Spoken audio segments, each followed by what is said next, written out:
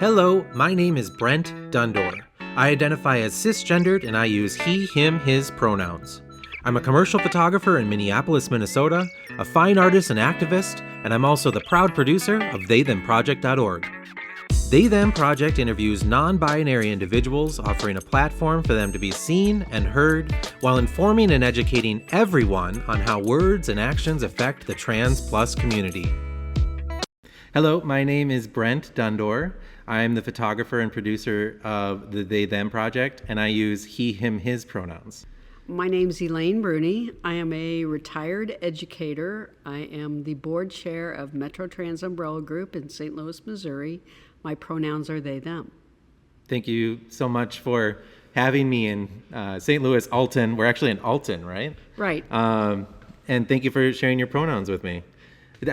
I just messaged you this morning, so this is all pretty spur of the moment, and I'm excited to speak with you. Elaine, I explained before each interview that I started the project to challenge my own ignorance on gender and educate myself better about trans and non-binary people. Now I interview those who currently or previously use gender non-conforming pronouns with hope that people in the community can relate to those being interviewed, and so that individuals can hear the questions and answers, allowing them to better understand trans and non-binary people as well. I have 3 things to ask you before we get started with the regular format. Okay. Do you have any questions for me before we get started? Not right now, but I feel like it's exciting for me that you've challenged yourself to find out more about non-binary folks, and you're an amazing ally to do this. Thank you so much. And we can go more in depth with any questions you have or that I'm asking about.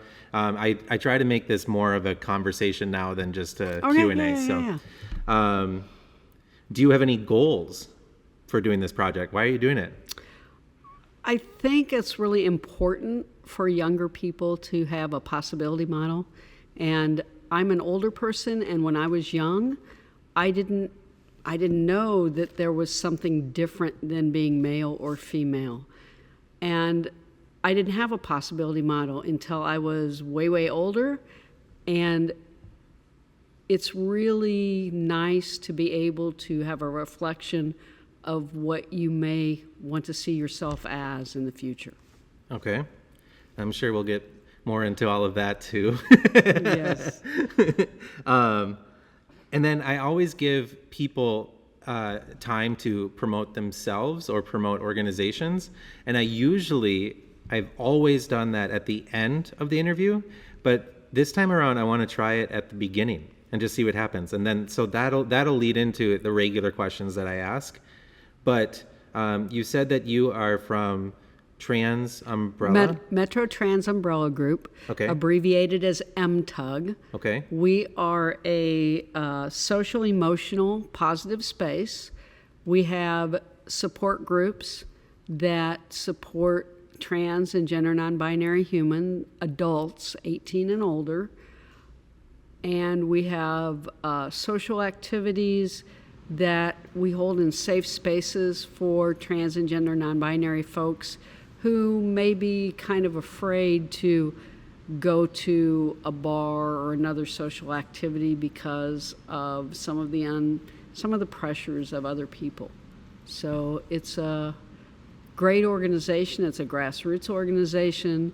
Started 5 years ago. We've grown from 2 support groups to, I think we currently have 8 and 9, 2 more that are getting started.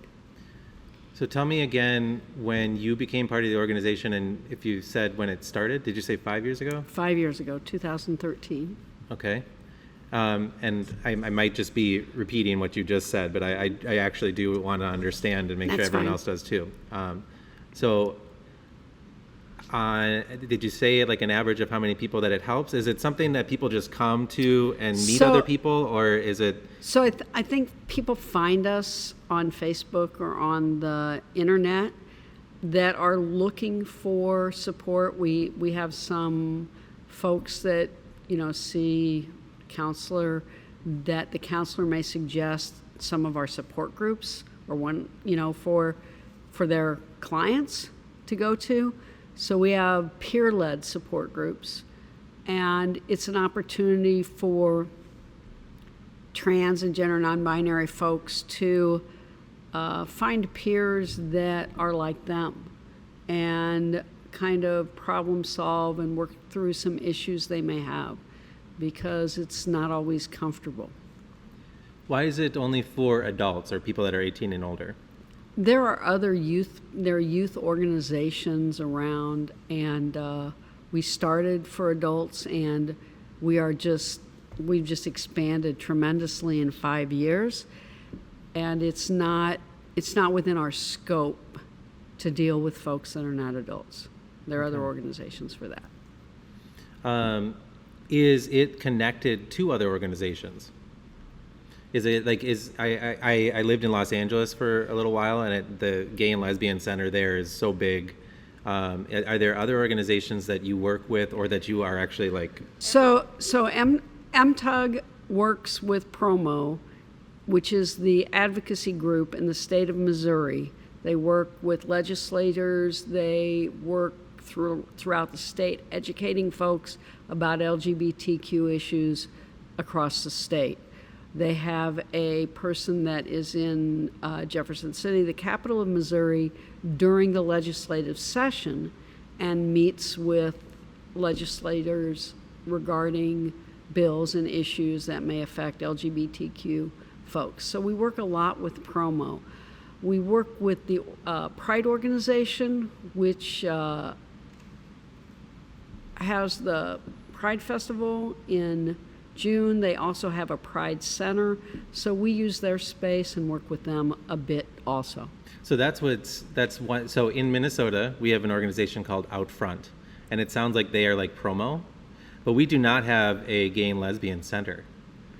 And that's again, coming from Los Angeles and seeing what that can do for communities is a lot. Right. So Pride organization, that does exist. Pride is actually happening this weekend, just here in St. right, Louis. Right. I'm here. I guess I can say a little bit that I'm here in Alton, which is right outside of St. Louis, for a big shoot that I have, and that's why I'm not back in Minnesota to do they/them stuff. Coming from Los Angeles, I saw how big the Gay and Lesbian Center, what they can actually do for a community. But okay, so in Minnesota, we do have the Pride organization, but they do not do anything through like an actual, like they don't have a building that you go to for help for things. Right. We used to have an LGBT center here, and it closed in early 2014. And for a few years, there was not a center. And Pride has storage space and office space and a building, and they felt like they needed to open a space for LGBTQ folks to have resources. There's a library there, so we utilize their space frequently, and it's been a great space for us to use. We just recently had some folks donate a house to MTUG. Wow. That we use for office space and for some of our support groups. But it's not as large as the Pride space is, so we use that on occasion too. Is there anything else that we should talk about with MTUG, or that you feel I should ask so that you can talk about it? So I think it's important to know that MTUG is grassroots and mostly volunteer. We have a part-time paid executive director and a part-time paid finance person and a part-time paid social worker that works with our support group facilitators and our support groups. So it's a lot of volunteer work. Yep. And it gives the opportunity for folks to develop leadership capacity, and it gives the opportunity to engage folks in support groups and social activities, and that's a lifesaver, I think, for many adults. Now, something else that I did find out when I was doing research about organizations near St. Louis that are trans or non-binary specific, I also found out some sad news about your community here and certain losses that you had. Are you willing to say anything about those and possibly how organizations like MTUG can help people in those situations? Yeah. So first I want to say MTUG is the only organization of its kind in this area, strictly trans and gender non-binary, and I don't know where you would go to find your next specifically focused nonprofit like we are.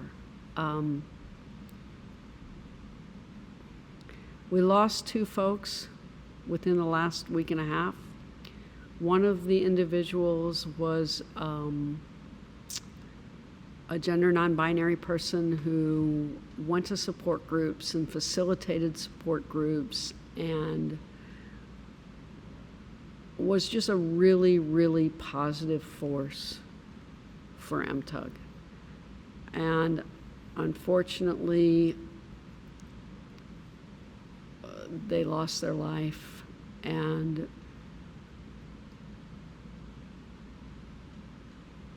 never knew how much that individual was suffering.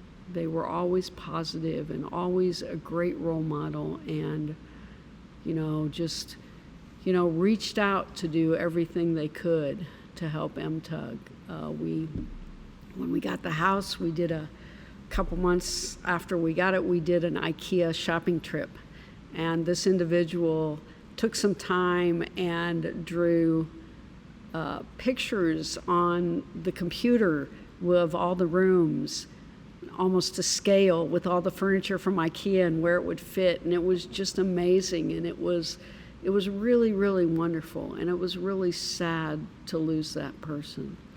The other person that we lost was a homeless trans woman who was utilizing some of our resources, but we don't have enough. We don't have the resources that we need for homeless folks. It's very lacking in the St. Louis area. And she had stayed in a park and was beat up on occasion several months before she passed. She was just living on the streets.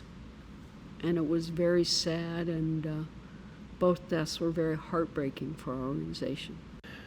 I'm really sorry to hear those losses, and it's hard to have that come right before Pride when people are trying to be happy.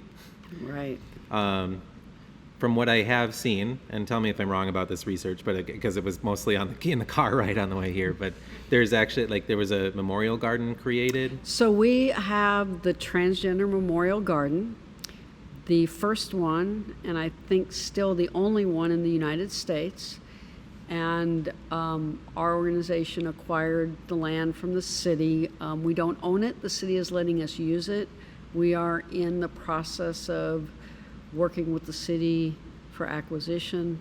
It is an amazing gathering space, very peaceful, and managed by the Transgender Memorial Garden Committee, which is part of MTUG. And it's just a really wonderful space. We did have a memorial for one individual last Monday, and we'll have another memorial this Monday. Okay. Yeah, I think I also read that it was come celebrate the life after Pride, or after. Correct. Yeah. Correct. Well, I think it's important to end on a note of how MTUG helps people in those situations. Maybe you can share any stories or a story that it has helped. Well, I'll tell you about me. There you MTUG go. has helped me. Thank you. It provided social, emotional, positive space for me. When I retired, I wanted to give back to the community. I volunteered at the LGBT Center for a while before it died, and met Sayer, and started getting involved and going to MTUG activities. And you met Sayer, so let's see who so Sayer is. Sayer is the executive director and one of the folks that started MTUG. And it was just a welcoming space. It's very intergenerational. We have young folks, we have older folks, we have folks in the middle. So it was a really comfortable space, and I got to see younger folks that I felt were a reflection of me. So going through, as I grew older, going through the LGBT community, things were focused on sexuality, not gender, and I was not a femme lesbian and I was not a butch lesbian. So I really didn't fit with those pictures that folks have of other people. And I began to meet folks at MTUG that were gender non-binary. And, you know, I just had that reflection of myself through them. And I also so that was really amazing to me. And I had that aha moment, that's where I fit, that's who I am. And because of my background in education, I have had lots of opportunity to use my leadership skills within MTUG and help lead the organization. And as much as the young folks were possibility models for me, I now see that I am a possibility model for them because they see an older human and they see what life may be like for them in the future. And I was at a conference in January and I was at an intergenerational workshop. And at the end of the workshop, a young person in their early 20s came up to me and thanked me for being a possibility model for them. And it just took my breath away for a minute because I just really hadn't thought about that. So I think it's really positive. We'll get started with the regular questions. Okay. And again, we can go back into MTUG, and I'm sure that it's going to have a lot to do with your responses to most of these anyway. Okay. So, would there ever be a time that you would be upset if someone asked what pronouns you use? No, I think that's a valid question. I think it's important. There are not enough people that care enough sometimes to ask that question. And I always ask that as the first question because it's the thing that if there's only one thing that people can take away from this, at least in Minnesota, and I'm sure it's not too much different here, people get scared of asking that question, that it's going to offend somebody and that it might mean something bad, you know? So everybody in this project has said, no, that's exactly what they want to be asked. Well, yeah, absolutely. And I think it's really helpful sometimes if we get in the habit of, when we introduce ourselves to other people, hi, my name's Elaine, I use they, them pronouns. And then that, I think, gives somebody else the comfort zone to say who they are. That's one of the first things I learned when interviewing. It was the first or second person. That is what they taught me, and it's a good example. How much responsibility do you think should be put on others to ask your pronouns, or for you to do as you just said, to tell people your pronouns? That's a tough question because I think some of that relates to the group you're with, the group of people you're with or interacting with, how comfortable you are, how much it really matters. I think everything's an education piece. So I think it's important to say that, but sometimes it doesn't happen. So you're saying in certain spaces that it's easier for you to be able to tell your pronouns. Do you think that people should, in regular situations, in everyday situations in life, do you think that people should start asking people's pronouns?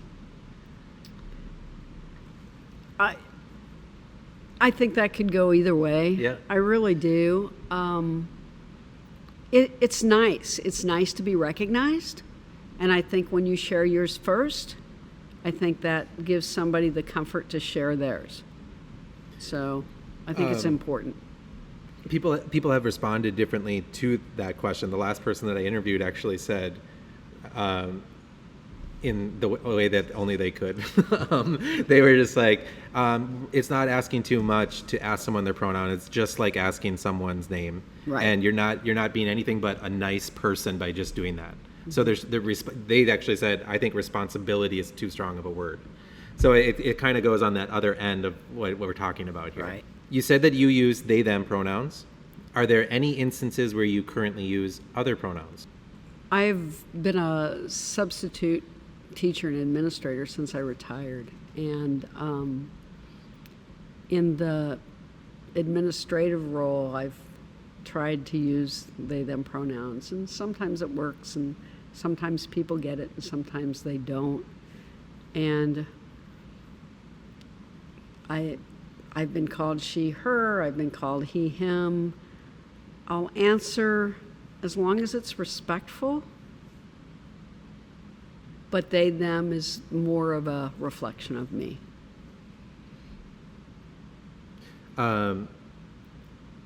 Was there ever a time that you personally have considered using other pronouns? Well, when I was younger, before I retired, I tried to fit into that she, her role model and didn't quite fit and used she, her pronouns. And then I didn't want to rock the boat, I guess. And once I retired and came into my own with MTUG, I'm all about they, them pronouns. And a funny story, about a year and a half ago, I was with my sister, and I had explained to her, about being gender non-binary probably a few months before, and we were sitting with some family or friends, and all of a sudden she had that aha moment. She looked at me and she said, "What pronouns do you use?" And I said, they, them. And that's just somebody saying, I see you. Mm-hmm. I validate who you are. So that was cool. I'm hoping that this project can put that thought into more people's minds. And some people from the project have said that it's so much easier just to share this, like on Facebook, so that everyone can see that and then start to think about that. Well, and I had a conversation this past weekend about being non-binary and explaining that to my granddaughter, who is 14 years old, and the fact that I use they, them pronouns. And she was processing that. About 5 minutes later, she said, "Well, then I don't know that I should call you Grandma. What should I call you?" Yeah. So I'm putting that on her for her to kind of work with that and come up with something. Well, I want to ask a little bit more about that, if that's okay. Okay. So I think that's the most respectful way to do it. When I recently did a talk at Minnesota Department of Transportation through They Them Project, where 3 people from the project came with me, and I talked about how I started the project, why I'm doing it, and then they just answered questions about trans people in the workplace. And after it all ended, someone came up and they said, "I just wanted to ask something off camera," because it was being recorded live through video and through a recording. The podcast is going to be put on to here shortly, but that person said, "When I'm with my grandkids, there's times where we're on the bus. There's been several times where they look at me, then they look at someone else, and they say, 'Grandma,'" and that's exactly what she said. She said, "Grandma, is that person a boy or a girl?" And she came up to us as a group, mostly the people from the project, and she just asked, what is the best response to that? And I think that those types of questions are good even through this project to talk about. And in the situation that you're talking about, what is the right response to that? Oh, that's a tough one. That really is, because, I think that young people need to know that it doesn't matter. They're a human being, and they're human. I don't know. Mm-hmm. They would have to indicate whether they prefer one or the other on the binary, or whether they're they, them in the middle. Right. And everyone answered that question, but the one that I think made sense to me personally, it was just to look at the person and to say, well, maybe we can ask them. You're right. And that gives them the chance to do it. And I think that in the same way we told each other our pronouns, that maybe the grandma in that situation could say her pronouns and then ask that person to show a kid Right. how that works. Right. But I think it's interesting that that you had an experience somewhat like that, Right. and that you're choosing to let them figure it out. Right. Absolutely. Okay. Yeah. So I guess I can also say, so we are here in this shoot location that I actually am doing the shoot for tomorrow, and we have people here who are with us. We can hear sometimes a little laugh in the background, and my next question might relate to the person that you have here with you. Okay, why don't you tell me who's here with you? Okay, my spouse, Chris, is with me, and we've been together for 4 years, and she has kind of seen me evolve through this process, and she has always identified as a butch lesbian, so she really didn't have this identity issue like I did. And I always had to be concerned about my job and the people that I interacted with, and education is very conservative sometimes. So she's been very supportive and very very great. I mean, I don't even know how to explain it. It's been wonderful. You labeled Chris with so this next question is me asking people to describe their gender separate from pronouns. And the reason that I was bringing up Chris is because you have given a definition to Chris. You've said that several times to me today. I want to know how you describe your gender away from they, them. So I'm gender non-binary. I'm in the middle of the spectrum with a leaning towards the male side. I like conservative clothing. I like to wear khakis and a shirt and a tie. The last sub job that I did as an administrator, I had known the principal of the building before when I was trying to be my female role way back when, before I retired. And so we met. He asked me to sub for another administrator. We met, and I came into his office, and we were talking about the aspect of the job. I said, I want you to know that I'm going to come to work every day in khakis, a shirt, and a tie. And he said, oh, I have no problem with that. I said, and I also want you to know that my pronouns are they, them. Oh, I really struggle with that. And he really did struggle with that, but we're working through it. I have the opportunity to go work for him again this fall. And so I'm hoping that that'll be less of a struggle for him this year than it was. So in that situation, when someone in a professional role, I mean, did he literally say, I struggle with that? Oh, absolutely. He was very honest. And I don't have a problem with that because it's a learning situation. And but he's shown effort. correct. Is what makes that different. Yes. If you're willing to, can you tell me more details about your gender journey and when you first started questioning your gender? So we can go back. So I tell this story a lot when we do some education pieces through MTUG. We do Trans 101s or gender non-binary, where we talk to folks and educate them about trans and gender non-binary things. And so one of the stories I use is when I was 3 years old. And you're 3 years old. I was playing with the neighbor boy up the street, and then you have to go to the bathroom. And at 3, it's tough, so mom has to go with you. So mom took him into the bathroom, and I was so mad because I was waiting out in the hall because he got to stand up to pee and I couldn't. And that has a reflection about. I always thought that I was different growing up, as a kid, through middle school, through high school, through college. I just wasn't accepted, within that female gender role. And I definitely, way back then, you couldn't hang with the guys, and being trans was not a thing that was kind of thought about. And so it was, it was always back in my subconscious, I think. And we had a neighborhood reunion a few weeks ago with about 10 or 15 folks that we all grew up. And I shared that memory with him. And he didn't remember that quite like I did, but he did remember how difficult it was for me to fit in, as a young person. And I think that's important to just point out that validates that it existed. Right. It wasn't something that was just happening in your mind. Right, exactly. But he did validate that. So that was good to share that with him. So before I started this project, I didn't realize what names represented to people.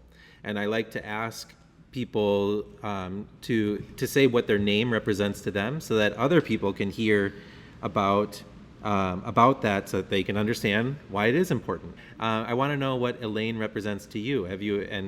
Just go ahead and tell me everything about your name and anything you've thought about with that. So we'll start before I was born. I was named after my mom's aunt, and my mom had a dream that, and her aunt had just passed away. So my mom had a dream when she was pregnant that her aunt was handing her a baby girl and said, name her after me. So, I've really kind of taken that on, as my own. I haven't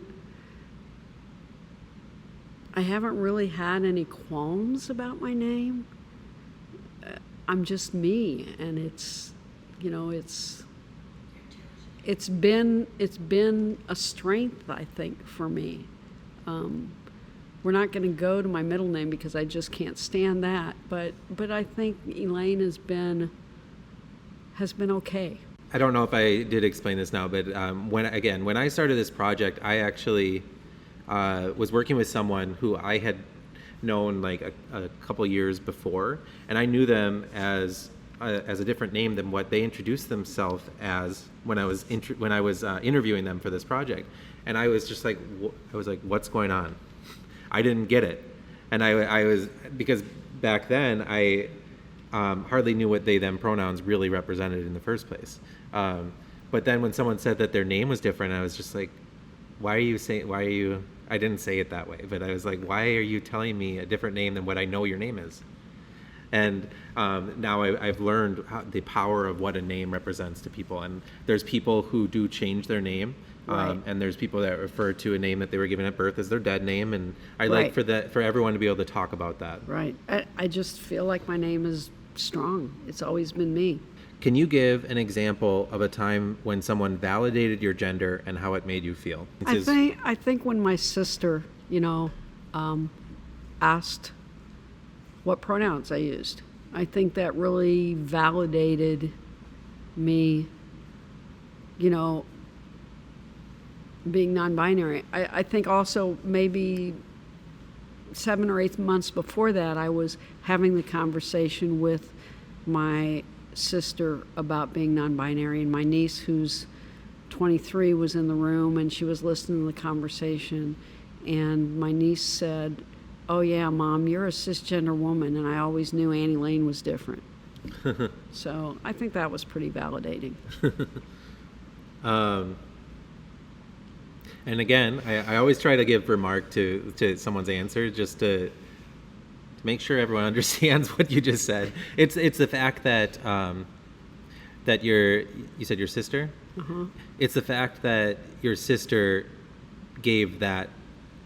put that effort into it, Right. that really validated it for you. And I can see in your face what that meant to you. So, Right, and also the fact that my niece recognized that, Yeah. and always knew that I was different and was real accepting and open about it. But she was educated enough to talk about cisgendered Correct. and something else. So Right. that's, yeah. Has there been a time when someone invalidated your gender, and how did that make you feel?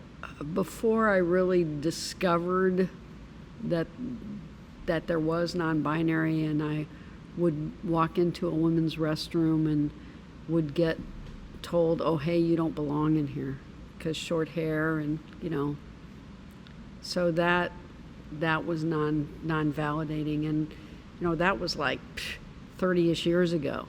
But then just recently, the same thing happened at a large event, and I walked into the women's restroom and some woman said, "Oh, you don't belong here."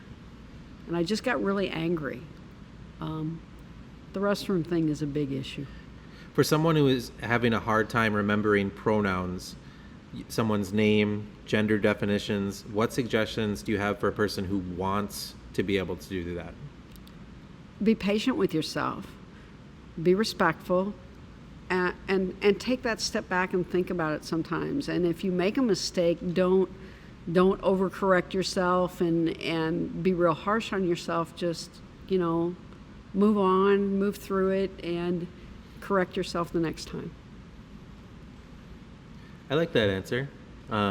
It's easy to say the opposite, to say, but it's you obviously have a unique approach to a lot of stuff where you give people time. You have to, you have to educate as you go, and not everybody's going to learn in a short period of time. Mm-hmm. It takes time for them to realize and to understand change. Yeah, the only thing that I would add to that is that it does take time to educate yourself so you don't do it again. Right. It's not something that you can just, anytime that you meet someone who might be non-binary, that you can experiment. You really have to think about this and to read about it and to practice it for it to make a change in your mind. Right, and not all non-binary folks use they, them pronouns. Right. I asked a student last year at one point what pronouns they used because they presented as non-binary, and I didn't want to get it wrong, and they said she, her. Yeah. Well, I think that's an interesting perspective, to go from someone who is older to ask someone younger. And tell me any bit more that you can about that. It was a student that I had interacted with. We were in their guidance counselor's office. They presented as non-binary. That's kind of the picture that I got from them. That's kind of the picture that they gave to their guidance counselor. We were in conversation, and I, just asked what pronouns they used because I didn't want to get it wrong when referring to that person, outside of that situation. When you gave the example, was that person offended at all? Or they were not okay. offended whatsoever. Okay. Yeah. How can people make the world a better place for trans and non-binary people, away from simply respecting their pronouns? Besides respecting their pronouns, I think that when folks are in situations where trans and non-binary folks are being disrespected, I think they need to stand up, and they need to let their voices be heard, so that our allies have our backs. Basically, I think that's really important. Yeah, through the examples that I've been given, I think that's like the best one. Absolutely. To me, someone who is an ally is someone who helps in a situation that isn't easy. Correct. It takes an extra step and more work. Right. To do that. Yeah, instead of being silent, step up. Otherwise, you're a nice person. Right. Exactly. What advice do you have for youth who might be questioning their gender identity? Seek resources. We are very lucky here in St. Louis. We have the St. Louis Children's Hospital Gender Center, which is amazing because they work with young kids from very, very little all the way up. They'll start patients as old as 21 and stay with them till they're 25. So if your city has a place like that, I would seek help through that. And an adult, hopefully a parent will be supportive and ask your parent for some help. There are organizations for parents. There's Transparent, there's PFLAG. Parents can go get some help to help guide their kids. And I think young people need to reach out. so they're heard. What advice do you have for parents who may have children who are non-binary or trans? Transparent and PFLAG, absolutely. I'm a total believer in those two organizations. Transparent started, I believe, here in St. Louis, and they have several other chapters around the country. And PFLAG has been going strong for a while and is really great. And those two organizations are very supportive for parents. Is there anything else you would like to say to anyone listening? I think it's really important that folks understand who they are and are able to be their authentic self, no matter how young or how old they are. I realized my authentic self when I was older, and I don't think there's ever an age limit on that, ever. And I think if you're concerned or have questions, find a peer or a younger role model or an older role model. But it's never too late to be your authentic self. And I think I'm much happier and a much stronger individual because I've been able to be my authentic self. So last but not least for that, where do people go if they want to gain more information about MTUG? You can find us on Facebook under Metro Trans Umbrella Group. You can also find us on the web on our website at stlmetrotrans.com. Elaine, thank you so much for driving from St. Louis to Alton and sharing your story. Remember, this project is created with the purpose of educating and informing, and that is why sharing it is so important. The only way the project can continue to grow and inform is if people like you, who are listening to this now, share each interview after they listen. Use the website theythemproject.org and the share links that are provided on the homepage and each person's interview profile. Share through your social media, letting people know what you learned in a specific interview and why they too should listen. This is how you can support the people you are listening to and the project itself. It's as easy as a click of a button. Thank you again, everyone, for listening.